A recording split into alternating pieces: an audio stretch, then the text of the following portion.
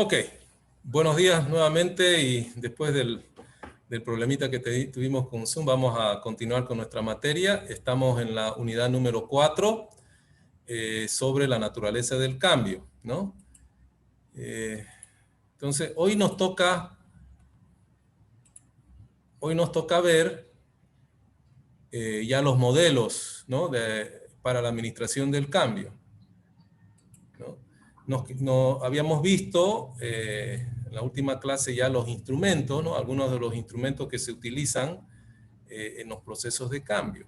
Ahora vamos a ver los distintos modelos, y en realidad son cuatro modelos que se llaman modelos clásicos del cambio. Está el modelo de Kurt Lewin, ¿no? Está el modelo de planeación, el modelo de investigación-acción y el modelo del cambio planeado de Faria-Melo, ¿no es cierto? Vamos a ver cada uno de esos modelos, ¿ya? El primer modelo, el modelo de cambio de Kurt Lewin, difícil ese nombre, es uno de los modelos más tradicionales, ¿no es cierto? Y en realidad se define como una modificación de las fuerzas que mantienen el comportamiento de la organización estable. Por ello, dicho comportamiento en las organizaciones siempre es producto, según Lewin, de dos tipos de fuerzas, ¿no? Una, que son las que ayudan a que se efectúe el cambio, ¿no es cierto?, dentro de las organizaciones, que son los que se llaman las fuerzas impulsoras, y aquellas fuerzas que impiden que el cambio se produce, ¿no es cierto?, se produzca. Estas son precisamente las que se llaman las fuerzas restrictivas, y que desean más bien que se mantenga aquí esta línea, se mantengan el statu quo, la estabilidad, ¿no es cierto?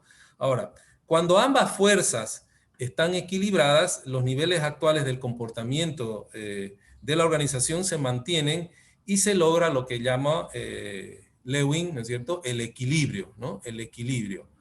Que es prácticamente un equilibrio estacionario, ¿no es cierto? Lo que nosotros llamamos comúnmente como statu quo.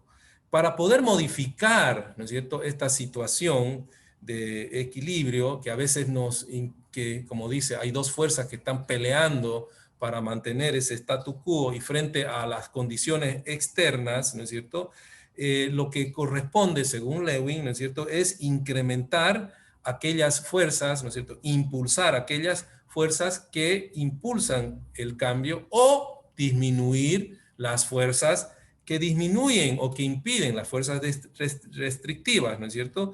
Y así combinar esas fuerzas de tal manera que se pase, ¿no es cierto?, a otro estado deseado, ¿no es cierto?, a otro estado deseado. Entonces Lewin dice que en la organización hay que reconocer, ¿no es cierto?, hay que reconocer, identificar cuáles son las fuerzas restrictivas y cuáles son las fuerzas impulsoras, ¿no es cierto?, y ya sea, ¿no es cierto?, dependiendo de la situación, ¿no es cierto?, de las condiciones, mover ya sea las fuerzas restrictivas, disminuir las fuerzas restrictivas y impulsar, o si no, impulsar, aumentar, ¿no es cierto?, fortalecer las fuerzas impulsoras de tal manera que se logre un cambio de situación, llegar a un estado, un nuevo estado, ¿no es cierto?, salir de ese estado de statu quo, ¿no es cierto?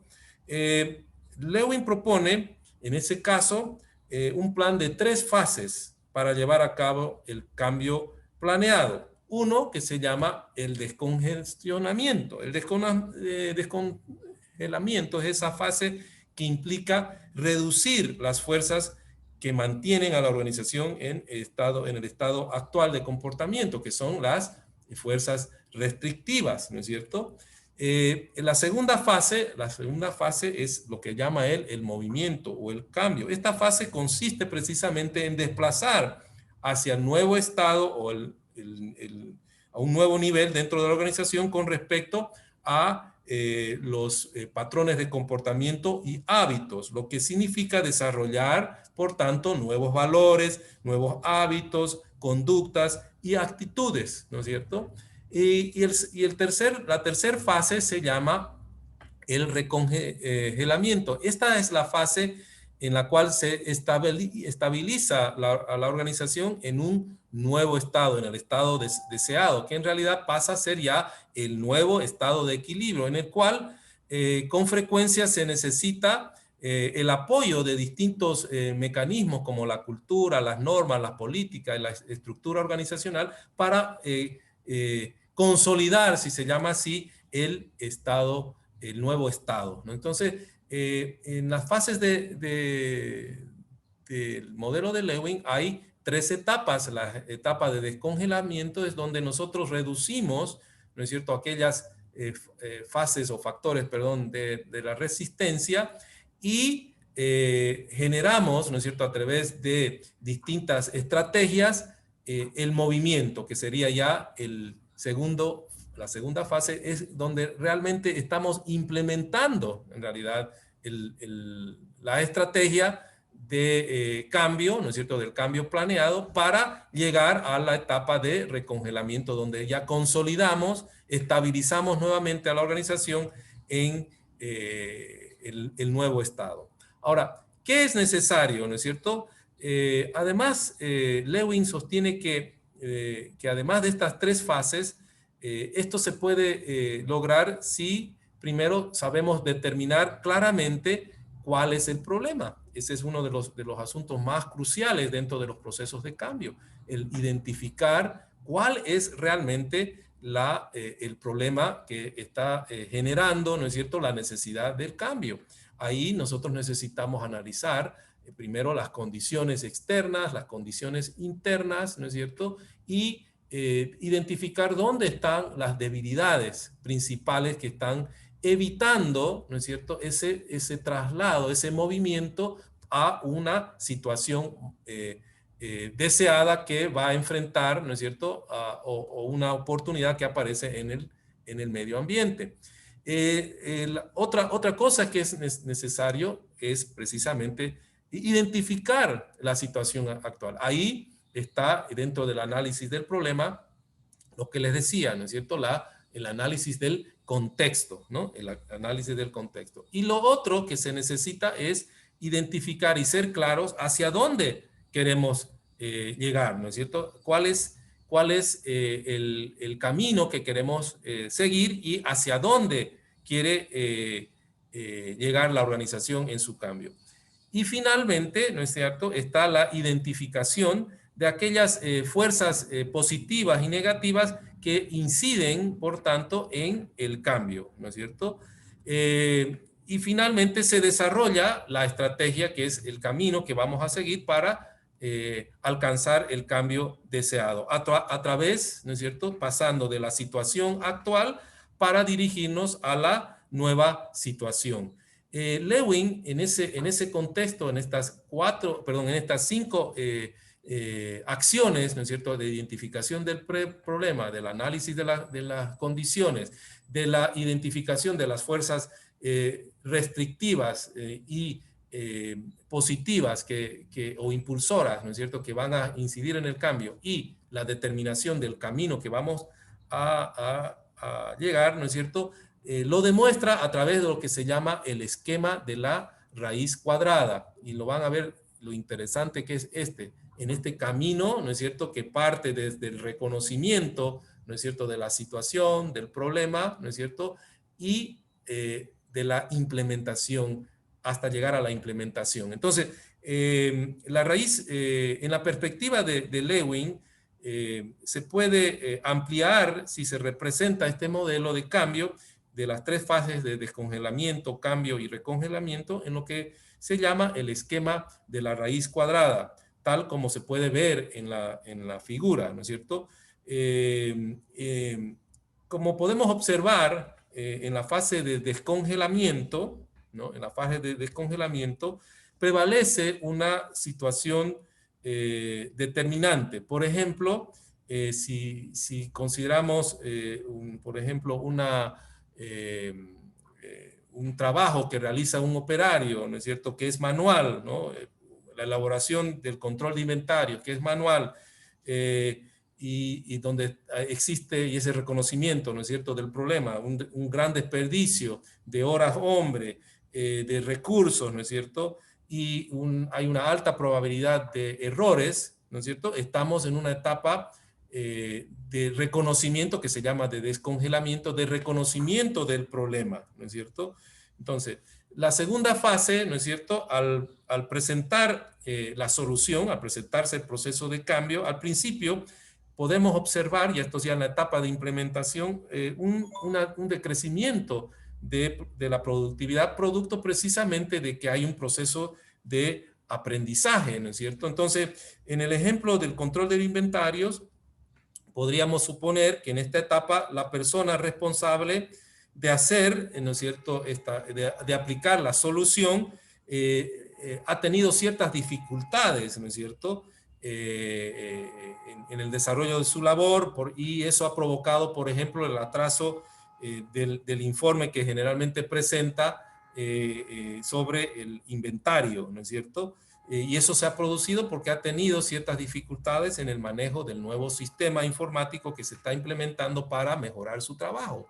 Sin embargo, ¿no es cierto?, este es en un proceso de aprendizaje. Entonces, una vez comenzamos la implementación, hay un proceso de aprendizaje que automáticamente nos puede resultar en una disminución en el desempeño de la labor. Sin embargo, ya en la tercera etapa, o sea, en la etapa posterior, una vez el individuo o el trabajador se ha acostumbrado, ¿no es cierto?, al nuevo sistema, ¿no es cierto?, comienza a surgir, a observarse un incremento, ¿no es cierto?, de la productividad, ya que le resulta mucho más fácil, ¿no es cierto?, en el ejemplo al trabajador, al funcionario, el uso del sistema, ya está más acostumbrado, ha asimilado el nuevo sistema, ¿no?, y por tanto ha podido darse cuenta que le economiza tiempo, ¿no es cierto?, y mejora la presentación de su reporte, por ejemplo, y por tanto su desempeño, ¿no es cierto?, se hace mucho más productivo. Entonces pasamos de la situación anterior a una mejor situación, ¿no es cierto?, a una situación, la situación deseada, la mejor situación. Pero hay un proceso, así como la raíz cuadrada, ¿no es cierto?, la figura de la raíz cuadrada que se ejemplifica aquí, una etapa donde se reconoce el problema, en la etapa de implementación, que hay evidentemente una fase de disminución del desempeño, y luego, una vez se ha acostumbrado, se ha familiarizado, ¿no es cierto?, a raíz de los procesos de entrenamiento, de uso del sistema, hay una mejora sustancial en el desempeño del individuo que él mismo la reconoce, y por tanto hay una mejora, ¿no es cierto?, de el trabajo. Y ahí entramos ya en la etapa de recongelamiento. Entonces aquí sería la etapa de cambio, ¿no es cierto?, de cambio, en esta etapa donde hay una disminución del desempeño a raíz de que el individuo evidentemente se acostumbra y puede cometer errores, ¿no es cierto?, disminuye sus resultados, pero a la larga el cambio, ¿no es cierto?, y a través de acciones y estrategias de reconocimiento de la utilidad de la nueva solución, el individuo en su comportamiento, ¿no es cierto?, tiene un mejor desempeño. La última etapa de recongelamiento ya se realiza, ¿no es cierto?, cuando el método ya se integra como parte de la actividad normal del trabajo. En el ejemplo, el empleado puede integrar a su sistema de trabajo el nuevo programa de computación y por tanto descartar totalmente lo que hacía antes, ¿no es cierto?, que era la elaboración del inventario de manera manual, ¿no es cierto? En ese momento se puede decir, por tanto, que se ha logrado asimilar el cambio, ¿no es cierto? Se ha logrado asimilar el cambio. Una variante de este modelo de Lewin es lo que vamos a ver aquí, que se llama el modelo del sistema total de Ralph Kilman, ¿no es cierto? Este modelo intenta simplificar y focalizar el modelo anterior, Para esto, Killman realiza o propone 5 etapas, ¿no es cierto? En la cual, en la etapa del medio, habla él de la etapa de las trayectorias básicas, ¿no? Lo vamos a ver ahorita, que se utilizan para considerarse en la implementación del cambio. Entonces, las fases que se considera en el modelo de Killman son las siguientes. La primera etapa es lo que llama él el inicio del programa, donde contamos con el compromiso y el apoyo para poder ir a realizar esta etapa, el apoyo de la gerencia, ¿no es cierto? Es importante, y Killman es uno de los que más resalta esto de que los procesos de cambio deben contar, ¿no es cierto?, con el apoyo de la alta dirección para poder tener éxito. Entonces, el reconocimiento, en realidad, de la situación debe partir con el apoyo de la alta gerencia. Entonces, ahí recién se comienza el proceso de cambio, con el apoyo, ¿no es cierto? La segunda etapa sería, ya lo que es el diagnóstico, ¿no? Una vez hemos reconocido el problema, necesitamos hacer un análisis concienzudo del problema y de las oportunidades que la organización enfrenta frente a esa situación. Eso nos permite la etapa de diagnóstico, ¿no?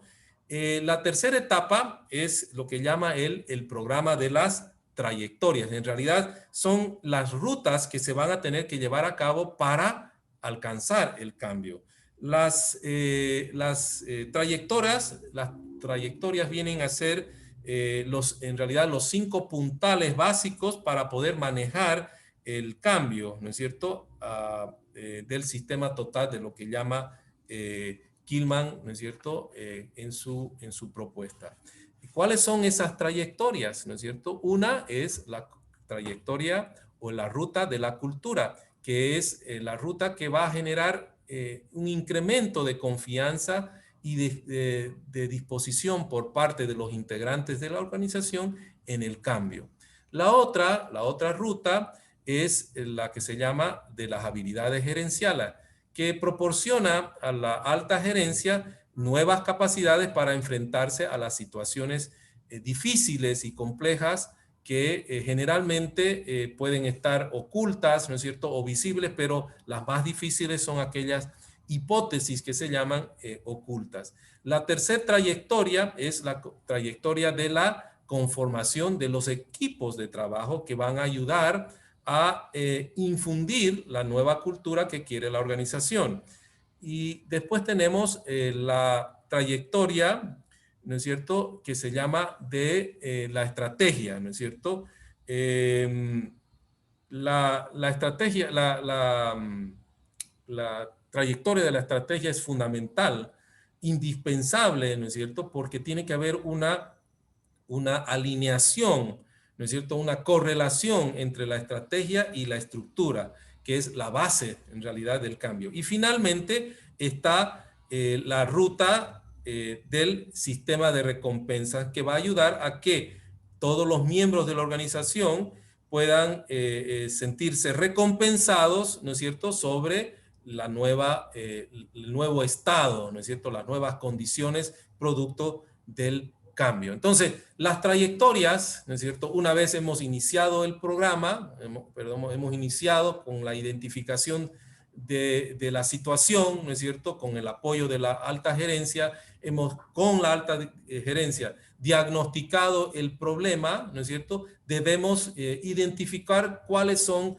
las rutas, y en este caso son 5 rutas, que es importante reconocer para la solución de cualquiera de las situaciones. Una, el aspecto cultural, ¿no es cierto?, que es el proceso de aumentar y generar una disposición de los integrantes del grupo en el cambio. La segunda es las capacitaciones y las mejoras de las habilidades en el manejo de la situación. La tercera, ¿no es cierto?, es la creación de los equipos o del equipo que va a participar en el proceso de la implementación del cambio, luego asegurarnos de que el camino, la estrategia que se va a realizar está alineada, ¿no es cierto?, o correlacionada con la estructura de la organización, los procesos y los procedimientos, y finalmente de que una vez hemos aplicado el resultado o la solución al problema, va a haber una recompensa, no siempre monetaria, sino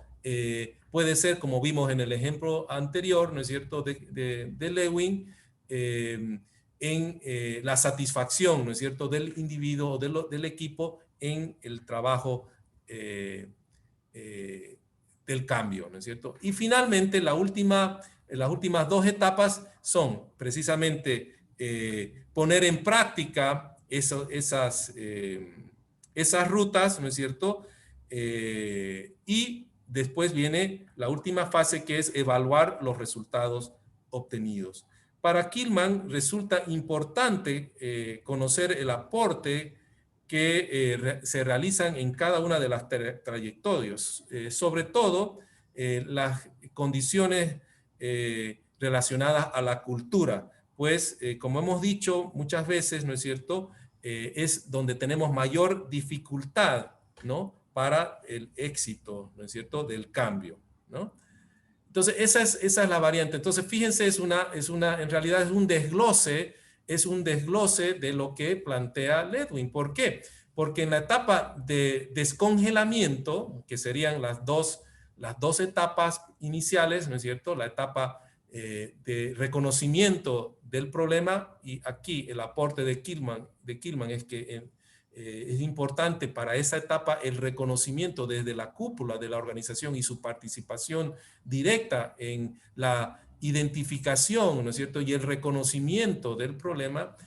Después está el diagnóstico de la situación, donde tenemos que analizar el contexto en el cual se envuelve o participa la situación actual, ¿no es cierto?, y identificar cuáles son las causas reales del problema, ¿no es cierto? Eso nos va a permitir el diagnóstico. Esta etapa de descongelamiento ya pasamos a la etapa del cambio en realidad, que comienza, ¿no es cierto?, con el reconocimiento de los caminos, ¿no es cierto? Y aquí Kilman identifica que hay, ¿no es cierto?, 5 rutas, 5 caminos que se tienen que incorporar en los procesos de transformación. Uno, en la parte cultural; la otra, las habilidades gerenciales, ¿no es cierto?, el reconocimiento y la identificación de quienes van a participar en el proceso de cambio.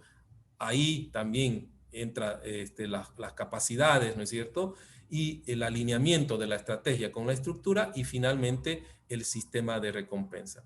Y ya en la etapa de implementación está, ¿no es cierto?, la aplicación de esas rutas, y el recongelamiento sería ya la etapa de evaluación, donde consolidamos el cambio, ¿no es cierto? Entonces ese es el modelo de Kilman, que es en realidad un modelo complementario, ¿no es cierto?, que tiene algunas variantes, pero más que todo desglosando las 3 etapas o las 3 fases que ha identificado Lewin.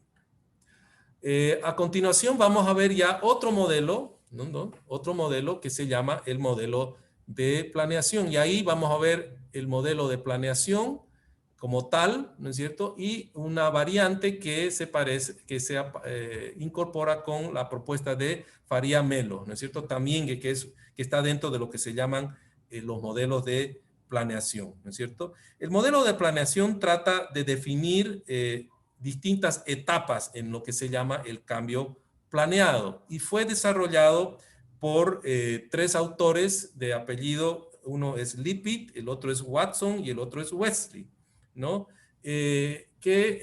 Como veremos con el modelo de Faria Melo, fue modificado y perfeccionado. Vamos a ver de qué se trata este modelo de la planeación. Y estamos conociendo estos modelos con el propósito de darnos cuenta de las fases, ¿no es cierto?, que se requieren encarar para lo que se llama el cambio planeado.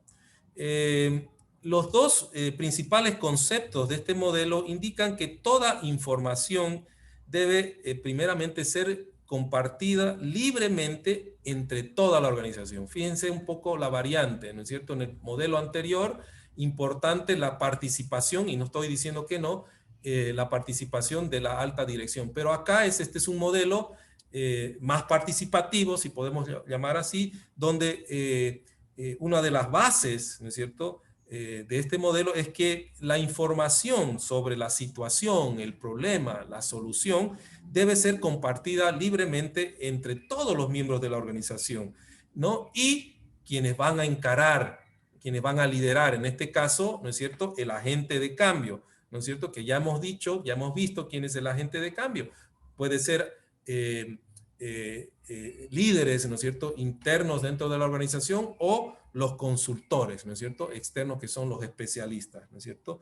Entonces, esa información tiene que estar compartida entre los miembros de la organización y el agente de cambio, y que esta información, denotando de que esta información es precisamente muy útil para el proceso que se va a seguir en el proceso de cambio. Como vemos, vamos a ver en la siguiente figura, el modelo que presentan estos autores está dividido en 7 etapas, ¿no es cierto? 7 etapas que tienen que surgir. Nuevamente, reconociendo que este proceso de modelo de planeación participa todos los involucrados y la mayoría de los miembros de la organización, ¿no? Y el agente de cambio, ¿no es cierto? Entonces, estas etapas, debido al enfoque más psicológico de los autores, incluye de que el agente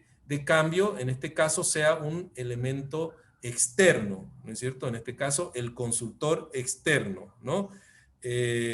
Recordemos que el cambio se presenta porque existe una necesidad de mejoría de la vida de la organización. Es por eso que estos autores lograron unir de alguna manera las visiones particulares, ¿no es cierto? En este caso, el trabajo que se tiene que realizar en la organización, y todo comienza con el proceso de diagnóstico de la organización. ¿Cuáles son las 7 etapas?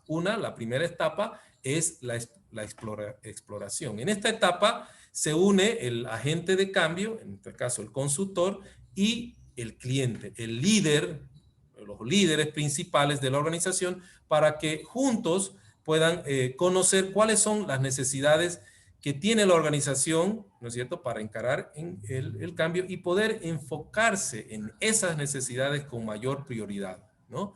La segunda etapa es lo que se llama la entrada. Aquí se comienza a registrar aquellas pautas y expectativas que espera tanto el consultor como la organización, y así poder coordinar entre ellos. Fíjense, hay un trabajo en conjunto. En esta etapa se realiza también el contrato, donde se tiene que establecer cuáles son las etapas que se van a seguir en este proceso de cambio, ¿no?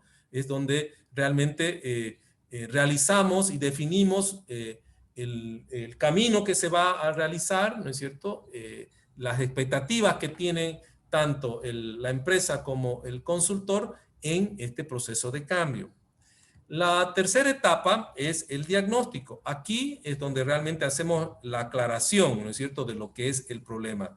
Es la etapa en la cual nos permite objetivar y aclarar lo que pensamos al principio, ¿no es cierto?, en las etapas de reuniones iniciales, ¿no es cierto?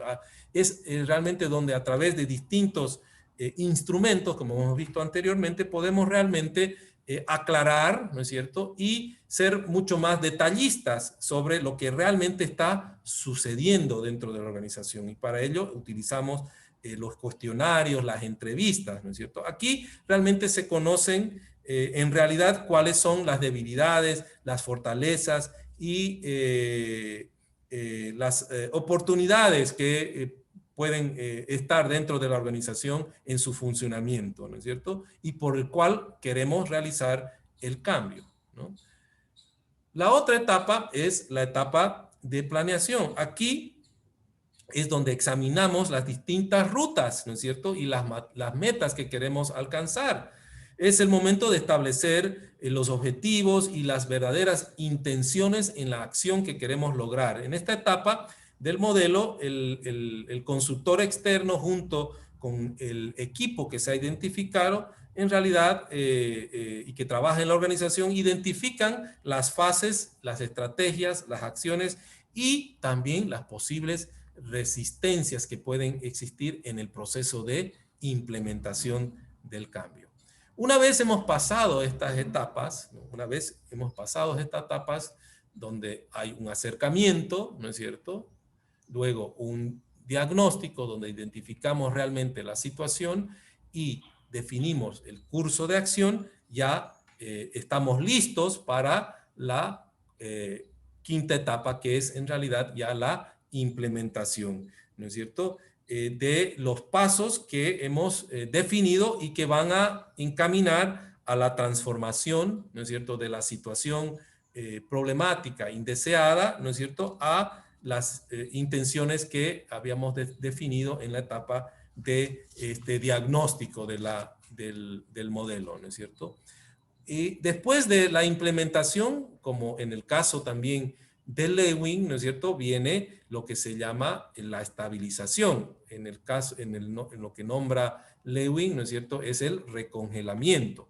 Aquí, nuevamente, tenemos que aplicar, y fíjense, hay una retroalimentación, ¿no es cierto? Y por tanto, en la etapa de estabilización y evaluación, aplicamos otros instrumentos, también cuestionarios, entrevistas, para realmente determinar el éxito o qué grado de éxito hemos tenido, ¿no es cierto? Y si necesitamos hacer reajustes, ¿no es cierto? En los procedimientos como también en los comportamientos de las personas, ¿no? Y además acciones que van a facilitar, adaptar con mayor rapidez a este proceso de cambio. Y también vamos disminuyendo, ¿no es cierto? Vamos trabajando con la resistencia, ¿no es cierto? Es por ello que es de gran importancia crear estructuras de desarrollo organizacional que faciliten la coordinación de las actividades y el control de las acciones entre todos los integrantes, ¿no? Entonces, el proceso de estabilización es un proceso que nos permite, ¿no es cierto?, evaluar la situación nueva, ¿no?, si hemos tenido el éxito, y además hacer procesos de corrección. Esa es la variación, ¿no?, o en realidad un complemento al modelo de Lewin, ¿no es cierto?, y de Kilman, donde realmente analizamos, no solamente nos preocupamos de consolidar el nuevo cambio, sino que vamos haciendo ajustes al proceso para ir mejorándolo. ¿Por qué? Porque ya la última etapa que se llama la terminación, fíjense, la terminación es donde tenemos el poder de decidir si realmente dejamos el sistema, el cambio nuevo, ¿no es cierto?, tal como está, y nos enfocamos a ver otras situaciones, otros conflictos dentro de la organización, o iniciar, ¿no es cierto?, un nuevo proyecto, ¿no?, para encarar nuevamente ese proceso y así ir haciendo las distintas mejoras dentro de la organización. Y para eso, ¿no es cierto?, como podemos observar, hay un proceso de análisis también del resultado frente a al proceso inicial, ¿no es cierto? Como podemos observar, el modelo de planeación pone énfasis en desarrollar una meticulosa labor de planeación, ¿no?, en este proceso de cambio, que permita de alguna manera asegurar en lo posible el éxito del programa. Por eso todas estas etapas de involucramiento, ¿no?, de las partes, desde los niveles superiores hasta los integrantes de la organización. Esta etapa de terminación suele ser una etapa altamente compleja para las organizaciones que no están dispuestas a aceptar el cambio o a reconocer que el cambio logrado es mejor, ¿no es cierto? Entonces, por eso es tan importante el involucramiento de las personas en todo este proceso del modelo de planeación. Es un modelo, como dije al principio, que utiliza mucho de la psicología, ¿no es cierto?, en el proceso de transformación de las organizaciones, donde involucramos a la alta gerencia en la identificación de la situación, pero también involucramos a los miembros de la organización para que entre todos vamos definiendo las acciones que se requieren y así los procesos de resistencia son menores, ¿no? Ahora, Faría de Melo, que es el otro modelo de cambio dentro de este modelo de cambio planeado, en su libro de desarrollo organizacional presenta este modelo de cambio planeado que se divide, como en el caso de los otros tres modelos, en fases o etapas. ¿No es cierto? En este caso, en 4 fases, ¿no es cierto?, para poder determinar los objetivos que queremos alcanzar en el desempeño tanto individual como en el diseño organizacional, ¿no es cierto? Como se muestra en esta imagen, ¿no es cierto?, este es un proceso cíclico. La fase de entrada que vemos acá puede considerarse como algo que comienza a acontecer por lo menos en la parte antes del establecimiento de la parte ya contractual formal con el consultor, ¿no es cierto? Es una especie de subfase a la que se llama la etapa de contacto y contrato, ¿no? Para Faría de Melo, ¿no es cierto?, o Faría Melo, señala que estas 3 etapas, tanto de contacto, como contrato y de entrada, se funden en una gran fase, ¿no es cierto?, inicial, donde se realizan múltiples contactos entre el consultor y la organización, ¿no es cierto?, la organización, y se van estableciendo objetivos. No se olviden de que la concentración principal de este modelo es el objetivo que se quiere realizar. Entonces, Faría Melo señala que la fase inicial, que está constituida por el contacto, el contrato y la entrada, ¿no es cierto?, es crucial en la definición y en la profundidad, en realidad, el objetivo que se quiere alcanzar. Ahora bien, ¿qué es realmente el contacto? ¿No es cierto? ¿Qué es realmente el contacto? Se puede decir que el contacto se trata de una etapa de exploración entre el consultor y el cliente, lo cual va a permitir iniciar realmente el conocimiento mutuo y la confianza, ¿no es cierto?, entre el consultor y el cliente, y hacer así el examen preliminar de la verdadera situación real para el consultor. Eso es fundamental. Entonces, esta etapa del contacto y entre el consultor y el cliente es fundamental para sentar las bases, ¿no es cierto?, y el conocimiento mutuo del consultor sobre la la verdadera situación y las intenciones reales que tiene, en este caso, la alta gerencia.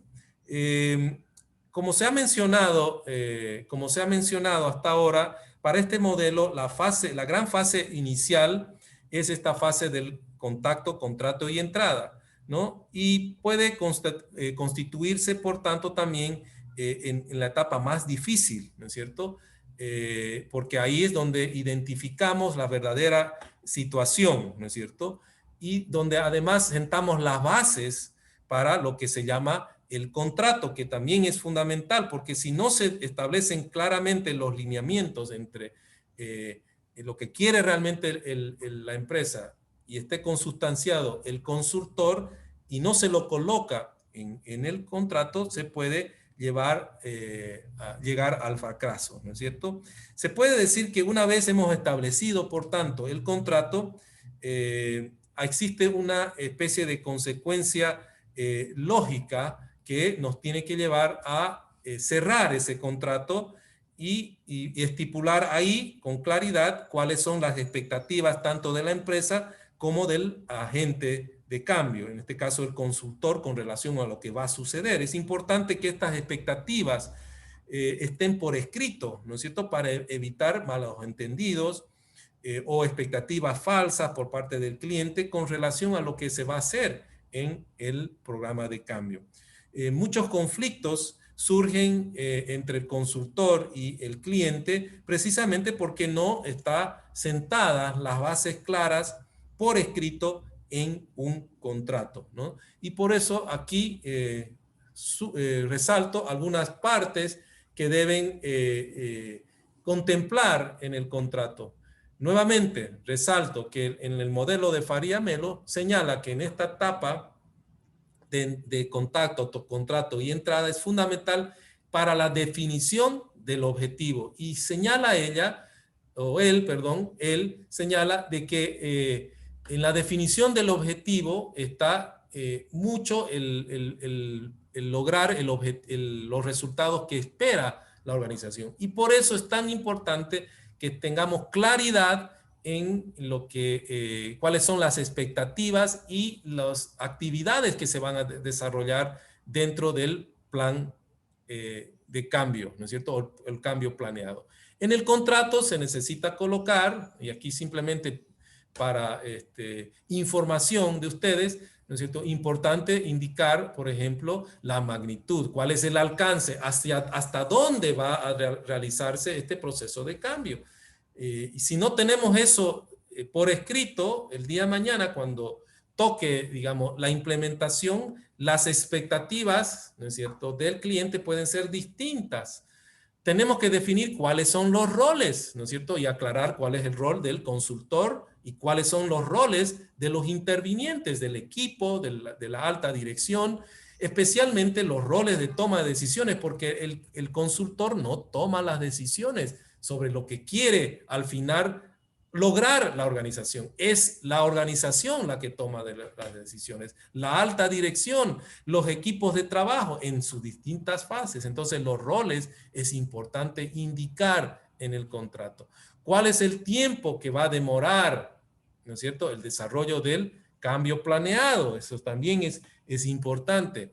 ¿Qué modelo se va a utilizar en la recopilación? Y aquí importante denotar, por eso en la etapa de contacto, ¿no es cierto?, cuál va a ser la predisposición de parte de la alta dirección en la entrega de la información, ¿no es cierto? No se olviden que hemos dicho muchas veces que los cambios planeados, ¿no es cierto?, que son de conocimiento, los cambios planeados precisamente vamos realizando paso a paso etapas para lograr un resultado, ¿no es cierto?, en la transformación de la organización, en la parte cultural y en su parte procedimental, en la forma de manejo. Muchos de los o las personas que se ven quizás más afectadas a veces y donde hay más resistencia es en el nivel superior. Y es donde muchas veces se oculta, ¿no es cierto?, la información. Entonces, es importante indicar en los contratos la forma de entrega y la presentación de la información, estableciendo tiempos, ¿no es cierto?,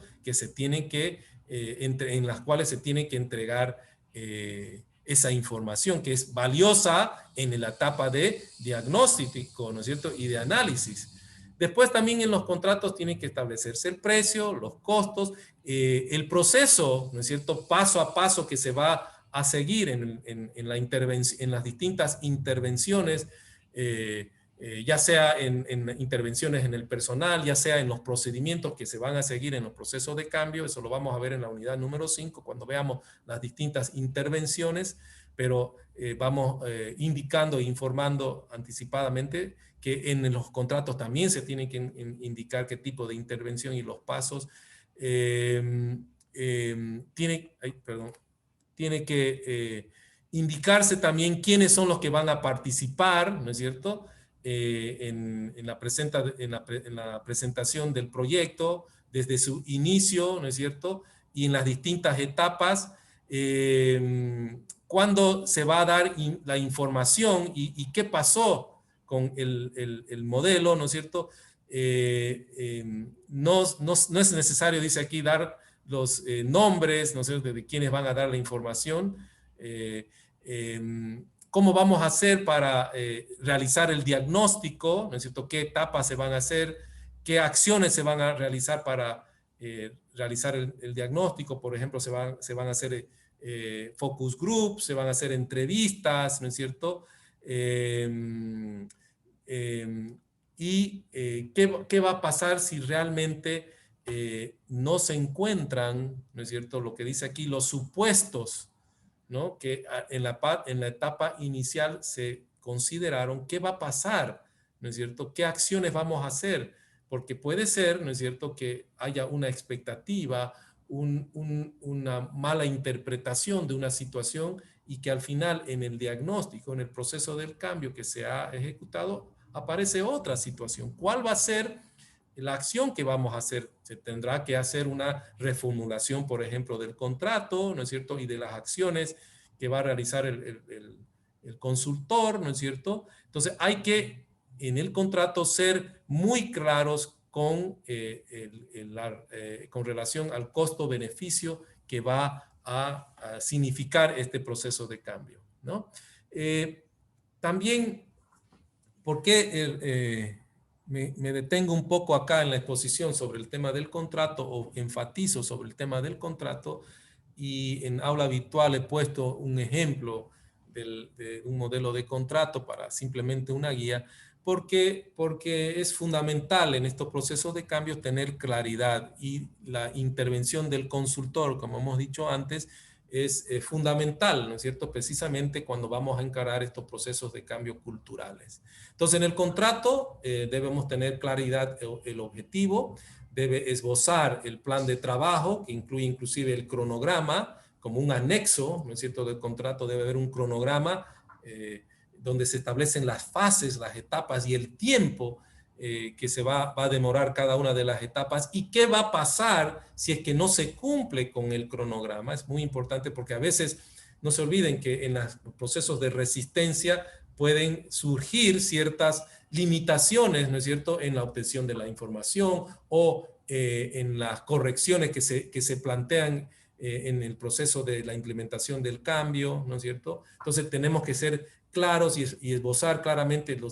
el tiempo que va a demorar cada una de las fases, cuáles son las actividades que el consultor debe desarrollar, en qué horarios lo va a hacer, ¿no es cierto?, y cuáles son sus honorarios, quiénes van a intervenir, qué tipo de colaboración necesita de la parte ejecutiva y de los que van a participar en los procesos, no solamente de análisis, diagnóstico, sino en la implementación, y tener también claridad cuáles son las expectativas y los compromisos entre el consultor y el cliente, ¿no es cierto? Eso es fundamental en el contrato.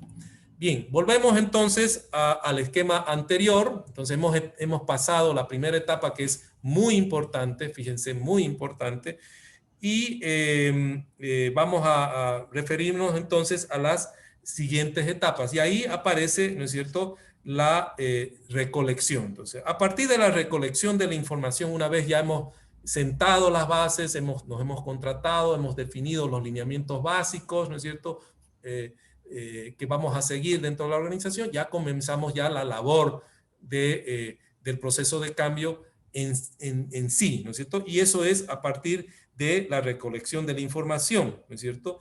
Una vez a partir de la recolección de la información, el siguiente proceso lógico es el análisis de esa información. Y esto se logra a través de un enfoque ya sea cuantitativo o cualitativo, ¿no es cierto? La recolección y el análisis de la información permiten al consultor ubicarlo de manera ya mucho más real, no solamente intuitiva, en la problemática de la organización, en cuanto a su entorno, ¿no es cierto?, interno y externo. Realmente saber con la recolección de datos que se pueden realizar a través de entrevistas, la observación, ¿no es cierto?, los cuestionarios, utilizando los instrumentos, el consultor y el equipo que va a intervenir en el proceso de la definición de los pasos, ¿no es cierto?, de las rutas, y la implementación van reconociendo, van identificando con mayor claridad cuál es el real problema, ¿no es cierto? Cuál es la real situación que está afectando a la organización o y que va a provocar una transformación. La otra etapa, ¿no es cierto?, es el diagnóstico. El diagnóstico es fundamental para el cambio planeado, como sabemos. Para Melo, esta etapa de diagnóstico debe realizarse en 4 pasos. Primero, reconocer e interpretar el problema y evaluar la necesidad del cambio. Segundo, identificar y determinar cuál es la disposición y la capacidad de la organización para ese cambio. Tercero, identificar qué recursos, tanto administrativos como la fuerza laboral que tiene la organización, ¿no es cierto?, para poder encarar el cambio y cuáles son las motivaciones reales para el cambio. Es muy importante en el diagnóstico identificar eso. Y finalmente, la otra etapa en el diagnóstico es que plantea Melo es ya determinar entre varias alternativas cuál es la estrategia que se va a encarar de cambio. Y esto se hace en conjunto entre el consultor, ¿no es cierto?, y el equipo que va a intervenir, ¿no es cierto? Bien, el siguiente paso es cuando ya el equipo se dedica a definir y a planear las distintas formas de intervención que va a realizar la organización. Ya habiendo realizado, ¿no es cierto?, las encuestas y haber identificado, el paso siguiente es realizar un análisis de esa información y detectar en qué áreas vamos a tener que intervenir, ¿no es cierto? Y así determinar los procesos de capacitación que se van a tener que realizar, ¿no es cierto?, para preparar a la organización en el proceso de cambio.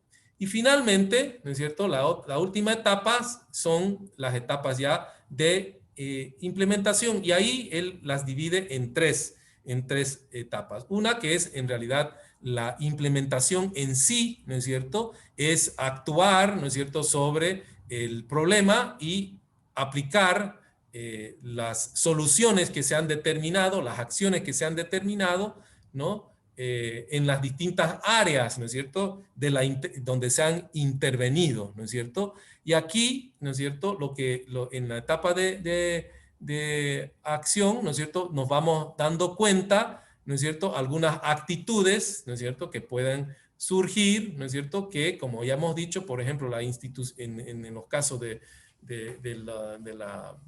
los factores que pueden oponerse, digamos, al cambio, están los factores culturales. Entonces, ¿qué tiene que hacer el equipo, ¿no es cierto?, y el consultor, ¿no es cierto?, es acompañar, ¿no es cierto?, acompañar todo el proceso e ir evaluando, ¿no es cierto?, e ir evaluando y ajustando las acciones precisamente para ir disminuyendo esos factores opositores o que pueden ser opositores al proceso de implementación. Una vez hemos implementado, está nuevamente el término, nuevamente la palabra de terminar el proceso, ¿no es cierto?, que es la etapa de recongelamiento, ¿no?, que habla Lewin, donde vamos ya, ¿cómo se llama?, consolidando el proceso de cambio y incrustándolo en la cultura de la organización. Entonces, nuevamente, este es un proceso cíclico que habla Faria Melo, que es un proceso de cambio planeado, al igual que el que vimos anteriormente, pero fíjense, concentra mucho su propuesta, ¿no es cierto?, de cambio en la parte inicial, donde se define en realidad el objetivo, las expectativas, los lineamientos básicos del trabajo que va a realizarse en el proceso de cambio, liderado en este caso por un consultor externo, ¿no? Y finalmente, el último modelo que vamos a ver hoy, ¿no es cierto?, el modelo que se llama el modelo de investigación-acción. Y este es un modelo muy común que realizamos generalmente, al igual que cualquier propuesta administrativa, ¿no es cierto?, donde se combinan, ¿no es cierto?, estas dos grandes acciones, la investigación y acción. Entonces, este modelo es de amplia aplicabilidad y se estima, en este caso, el cambio planeado como un proceso también cíclico que implica, en este caso, la colaboración fundamental de todos los miembros de la organización y los expertos en el desarrollo organizacional. El modelo investigación, una parte de este modelo, o sea, que busca la mejoría de la organización, se realiza a través de el diagnóstico, ¿no es cierto?, de los problemas. Y el de acción es el conjunto de actividades que se necesitan realizar para resolver los problemas o aprovecharse de las oportunidades que aparecen en la etapa de investigación. Entonces, el proceso de acción se basa en la recolección de los datos, ¿no?, y que se encuentran en la etapa el proceso de investigación se basa en la etapa de recolección de los datos, ¿no es cierto? Y el proceso de acción se basa precisamente en las soluciones producto de la información que se obtiene de la etapa de investigación, ¿no? Entonces, el modelo de investigación y acción es básico en la mayor parte de las actividades del desarrollo organizacional, ¿no es cierto? Hay tres procesos que están involucrados en este modelo. Uno es el proceso de recopilación de datos, el otro de retroalimentación de la información en los miembros del cliente y en la tercera etapa, que sería la planificación de la acción, basándonos en los datos, ¿no es cierto? Su importancia radica en que proporciona en realidad una metodología científica para administrar el cambio planeado. Este modelo proporciona por lo menos dos beneficios específicos. El primero está centrado en el problema y se busca la acción de cambio para resolver ese problema. Y el segundo, cómo involucrar fuertemente a los miembros de la organización en ese proceso de cambio y así reducir la resistencia, ¿no? Entonces, el beneficio es, uno, con el involucramiento, ¿no es cierto?, de los miembros de la organización en estos procesos de cambio, logramos evidentemente obtener la mayor información, ¿no es cierto?, y con eso facilitar, disminuir los procesos de cambio. Si ustedes, no sé si se dan cuenta hasta ahora, pero este proceso de investigación y acción es lo que realizamos generalmente en los trabajos de investigación en la universidad, ustedes mismos, ¿no es cierto?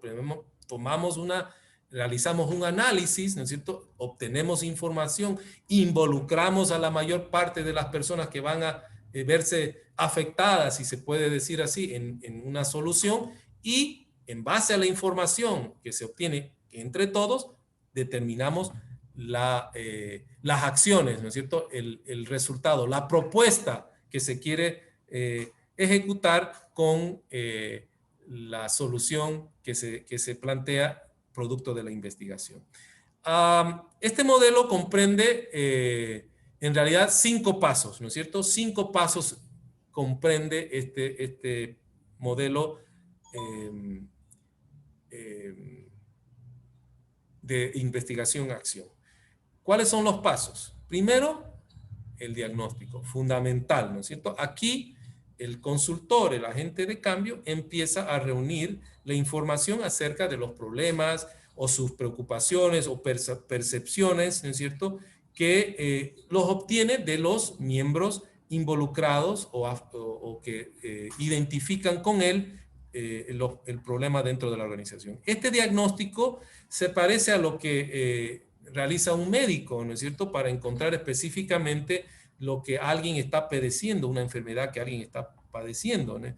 En la investigación de la acción, el agente de cambio hace preguntas, así como el médico, ¿no es cierto? Entrevista a los empleados, revisa los archivos y escucha las preocupaciones de los trabajadores, tal como sucede en el caso del médico, ¿no? Entonces, la primera etapa es el diagnóstico. La segunda etapa es el análisis de la información. La información reunida durante la etapa de diagnóstico necesita ser analizada. Entonces, aquí hacemos preguntas como, por ejemplo, ¿cuáles son los problemas claves que tiene la gente? ¿O qué patrones son los que realmente influyen en el problema?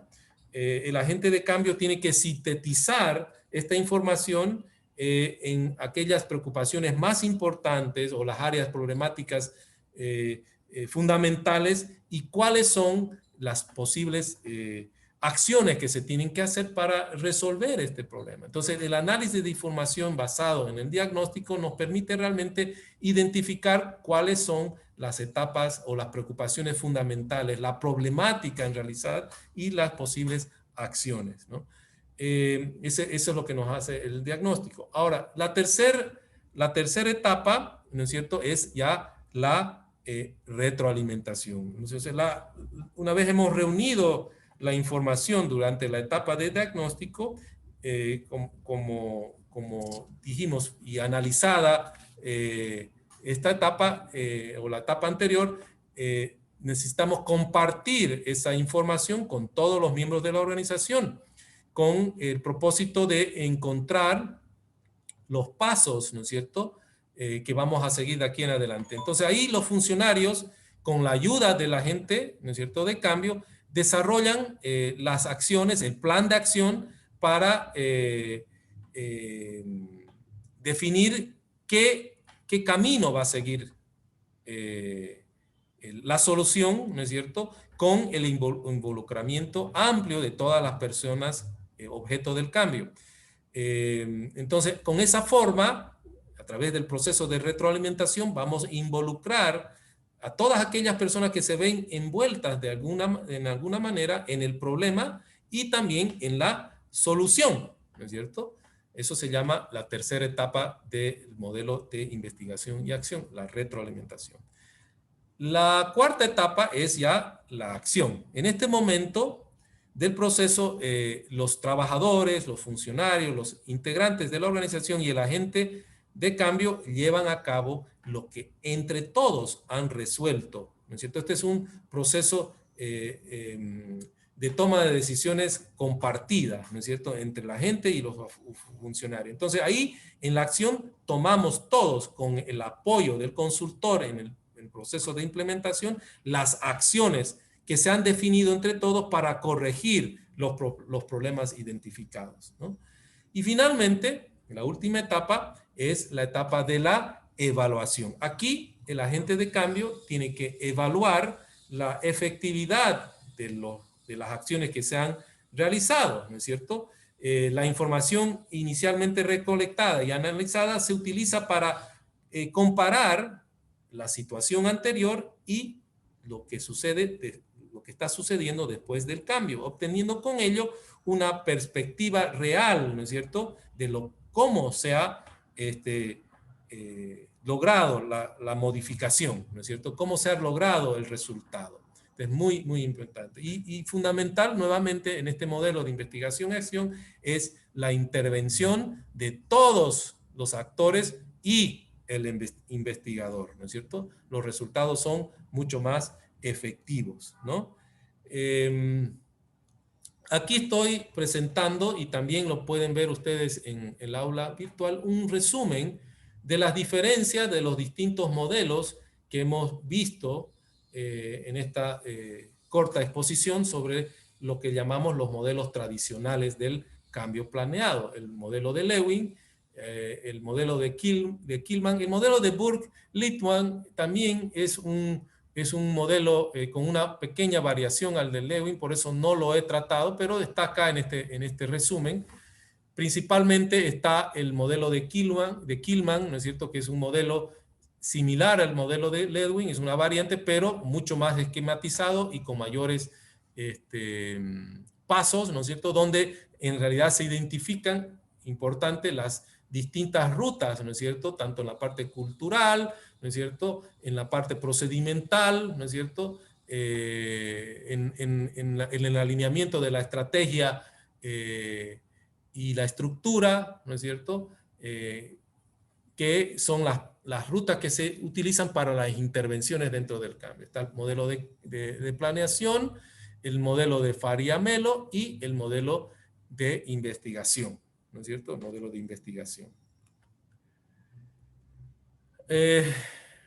Bueno, con eso hemos terminado los distintos modelos y la clase de hoy la voy a terminar explicando simplemente algunas ideas importantes para poder involucrar la alta dirección en el proceso de cambio, porque como hemos dicho en reiteradas oportunidades, una de las mayores resistencias que se encuentran en estos procesos de cambio planeado proviene precisamente de la alta dirección, que se ve afectada a veces por la pérdida de algunos privilegios, comodidades, y hasta inclusive a veces pérdidas económicas, ¿no es cierto? Y estas resistencias son muy difíciles de detectar, ¿no? Están altamente ocultas y inclusive pueden rayar a lo que se llaman las deslealtades, ¿no? Deslealtades insospechadas, ¿no? Que a mí me han sucedido muchas veces, ¿no? Los cambios que quieren encarar la organización, especialmente en organizaciones que están acostumbradas y que tienen una cultura de cambio planeado, y cuando son abiertos con la intervención, ¿no es cierto?, de los liderazgos y con el involucramiento de los equipos que van a no solamente analizar la problemática, sino en plantear los problemas, al verse los ejecutivos, que son los que más se ven afectados, ¿no es cierto?, en estos procesos, comienzan a tomar ciertas actitudes que, como digo, rayan en deslealtades, ¿no? Y me ha pasado muchas veces esto. Entonces es muy, muy importante tomar en cuenta estas ideas de involucramiento de la alta dirección en los procesos de cambio, ¿no? Entonces vamos a identificar algunas de ellas. Y he tomado para ello también unas sugerencias que nos plantea en su libro Desarrollo Organizacional este autor Rafael Guizar, que si pueden ustedes buscar en internet, hay algunos documentos, algunos PDF sobre precisamente sus propuestas. Vamos a presentar entonces cuáles son algunas ideas, ¿no? Entonces, una de las ideas de promover el involucramiento del cambio está precisamente buscar que los directivos realmente reconozcan como vital para su función y su rol de líderes este proceso de cambio, ¿no es cierto? Cuando los líderes de la organización reconocen, independientemente, y también hay que ser abierto de los problemas o de los cambios de actividades o los cambios inclusive de procedimientos y a veces hasta cambios o divisiones de su propia área, ¿no es cierto? Cuando hay un reconocimiento de lo vital para su función como individuo y su rol de líderes dentro de la organización y la evolución cultural, vamos a lograr una mayor aceptación, ¿no es cierto?, por parte de los directivos en el cambio. Otra forma es organizar reuniones con aquellos directivos exitosos de instituciones nacionales y extranjeras, de tal manera que ellos puedan compartir sus experiencias en los procesos de cambio de las organizaciones y que vean lo positivo, ¿no es cierto?, que puede resultar la aplicación de estas estrategias de cambio, a pesar de, como digo yo, las dificultades o a veces la pérdida de algunos privilegios que pueden tener los liderazgos, ¿no?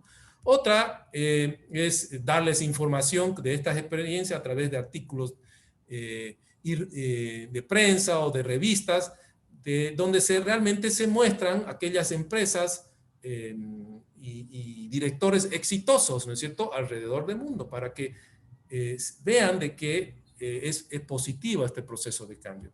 Otro es buscar personas a las cuales se les puede hablar claro directo, ¿no es cierto?, sobre la importancia de su participación, ¿no es cierto?, en estos procesos de cambio donde, como dije, ¿no es cierto?, se les está explicando con claridad cuál va a ser la implicancia de estos cambios y la importancia de su participación, ¿no?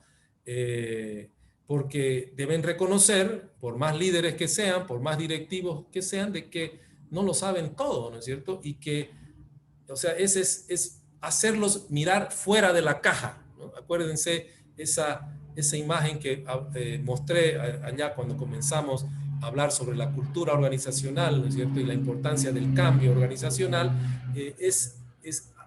hacer acciones, ¿no es cierto?, con los liderazgos para que puedan mirar fuera de la caja. A veces cuando estamos muy metidos en las organizaciones, ¿no? Creemos de que lo sabemos todo, pero hay otras formas de hacer las cosas y que requieren cambios de actitudes, cambios de formas de liderazgo, cambios de formas de dirección, que evidentemente nos van a hacer quizás en un principio el trabajo un poco más complicado, pero si queremos tener una evolución de la cultura organizacional que beneficie no solamente la función del directivo, sino a la organización, es importante su participación y que reconozcan que es importante mirar hacia afuera, ¿no es cierto? Salir de la caja. También otra forma es recordarles que pueden estar trabajando intensamente en cosas muy urgentes, pero poco importantes. Es muy fundamental hacerles dar cuenta a los directivos, a los líderes de la organización, de que lo que deben concentrarse es en lo importante. Y a veces perdemos la visión del futuro porque nos estamos preocupando en lo urgente y queremos resolver rápidamente las cosas, pero lo fundamental es la visión de la organización, los objetivos de la organización, que son lo importante. Entonces, es concentrarse en lo importante. Y ahí lo trascendental de lo que va a significar el cambio para precisamente lograr lo importante, ¿no? Otra, lo que decía, ¿no es cierto? Poner a la dirección en antecedentes, ser muy claros, ¿no es cierto? Lo que se va a esperar del resultado de este cambio, ¿no es cierto? Evidentemente, algunas veces, y especialmente ahora, imagínense en estos procesos de cambio que todas las organizaciones han tenido que encarar, muchos se han visto afectados en la parte económica, ¿no es cierto? Pero es importante decirles, ¿no? Ahora, ahí es donde más aparecen, resurgen las deslealtades, porque la persona, especialmente en los liderazgos, son muy individualistas, ¿no? Por eso son resistentes al cambio y solamente piensan en sí. Entonces, cuando se le va a tocar el bolsillo, por ejemplo, pueden decirte que sí, van a apoyar el cambio, pero a la larga lo que están haciendo es tratar de, a través de, como dije, de acciones desleales, ir poniendo contrapisos para que el proceso de cambio fracase. Y me ha pasado muchas veces. He tenido muchos éxitos en procesos de cambio, ¿no? Donde he aplicado todos estos modelos, pero el tema de la resistencia de los liderazgos, porque conocen toda la información, ¿no es cierto? Saben cuál es tu estrategia, saben qué caminos vas a seguir. Entonces, como saben al final el resultado puede afectarles a ellos, comienzan a poner contrapisas, ¿no es cierto? ¿Cómo se llama? A pasar información confidencial, ¿no es cierto?, a los miembros de la organización y a generar, ¿cómo se llama?, una etapa de desconcierto, ¿no es cierto? Y ahí hay mucha probabilidad de fracaso. Entonces, hay que ser igual realistas, ¿no es cierto? Y claros de lo que va a suceder. Y hay siempre un riesgo, ¿no es cierto? Siempre un riesgo. ¿Cuál es otra idea, ¿no es cierto? Generar ideas que puedan comprometer a los directivos y a todo el personal en el cambio. Evidenciar claramente que es necesario, ¿no es cierto? Lo que decía, ¿no es cierto? Generar la realidad de que si no se corrige, si no se resuelve esta situación indeseada y no se cambia un comportamiento, podemos llevar a perder muchas cosas que hemos logrado inclusive, ¿no es cierto?, a tener vergüenza, ¿no?, al final de nuestra propia actitud. Proporcionar información de primera mano, adecuar hasta lo que sea posible la necesidad de la alta dirección de ver resultados, ¿no es cierto?, con el cambio, ¿no es cierto?, mostrarle en lo posible en el proceso de implementación de los resultados que se van obteniendo y que los beneficios que se están teniendo con el cambio, ¿no es cierto? Recordar que más vale paso que dure y no trote que canse. ¿Qué quiere decir eso? Que los cambios, reconocer que los cambios van a llevar su tiempo, ¿no es cierto? Y que si queremos tener un cambio permeable, que se meta en toda la organización y permanente, consustanciado, o sea, en la etapa de recongelamiento nuevamente, necesitamos tiempo, ¿no es cierto? Y es un proceso largo y duro. Hay que conseguir apoyo, necesito formar grupos con aquellas personas comprometidas y convencidas de un cambio y que ellas ayuden a comprometer a los otros y evidenciar cambios en áreas de directores comprometidos también notando, ¿no es cierto?, el beneficio que ha sido con aquellos que han asumido el cambio para generar lo que dice ahí una envidia sana, ¿no es cierto? A veces los procesos de cambio, ¿no es cierto?, vamos y lo hacemos en un departamento para que se den cuenta todos, porque hay una resistencia, especialmente cuando vemos mucha resistencia, hacemos un cambio en una área y vemos los buenos resultados que se están alcanzando, entonces eso ayuda a que las otras áreas donde hay liderazgo que estén contrarios acepten el cambio, ¿no es cierto? Bien, con eso termino mi exposición. Bueno, me he alargado hoy día, van a disculpar, pero era importante terminar hasta ahí. Y el día miércoles, cuando volvamos del feriado, vamos a encarar ya la última etapa de esta unidad que se llama cuáles son, y vamos a hablar sobre las condiciones que van a facilitar el cambio. ¿Ya?